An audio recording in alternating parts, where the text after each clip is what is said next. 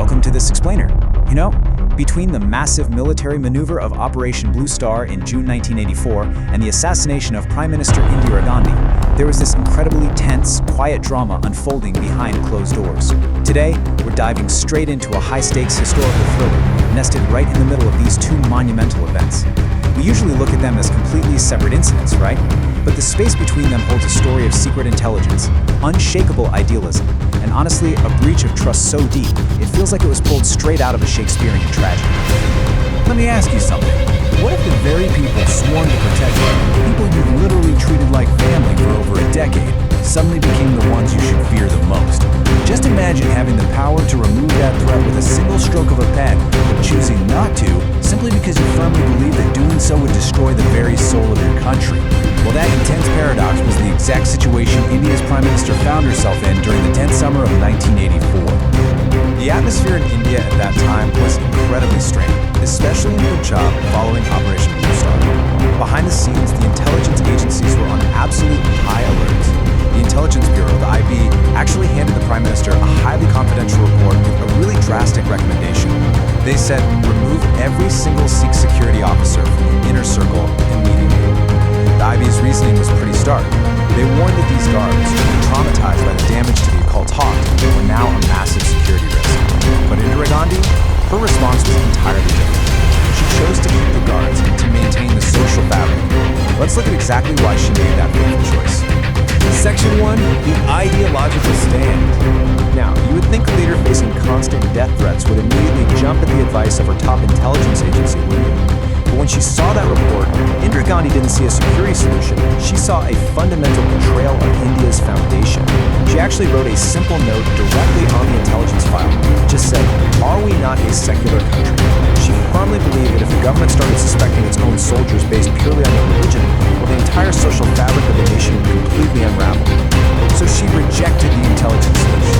She chose to trust her men over cold, calculated security reports. It was a deeply ideological decision for sure.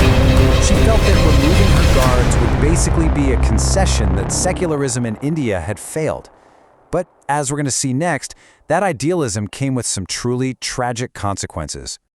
Section 2, the enemy within.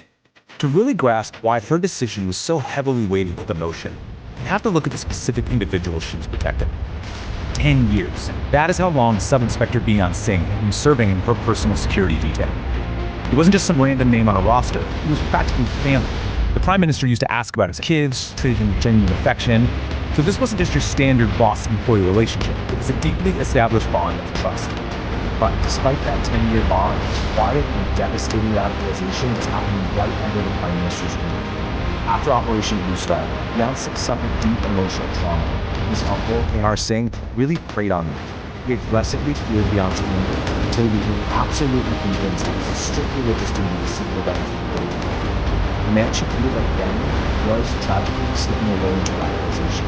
Section 3, Signs and Conspiracy. By early September 1980, the radicalization was essentially complete. But there was this one specific catalyst that really set the puzzle in stone. A hawk, this very powerful symbol in simplicity, landed on a tree right there in the Prime Minister's garden. He didn't say, "You can just see a bird." He interpreted this as a threat, a divine sign that they would. For him, this was the ultimate validation, basically a green light from the heavens to go ahead with the assassination. With his resolve locked in, Beon Singh expanded the conspiracy. He brought in a younger constable named Satwant Singh. And right here, this is where rejecting that intelligence report becomes so critically fatal. Because Indira Gandhi had ignored the IB's advice, these guards were still in positions of power. They were easily able to manipulate the duty rosters just to make sure they were stationed together at the exact same spot on the morning of October 31st. Section 4, the final walk. So all these pieces, the rejected intelligence, the radicalization, the manipulated rosters, they all converged. It created this relentlessly narrowing window of tragedy.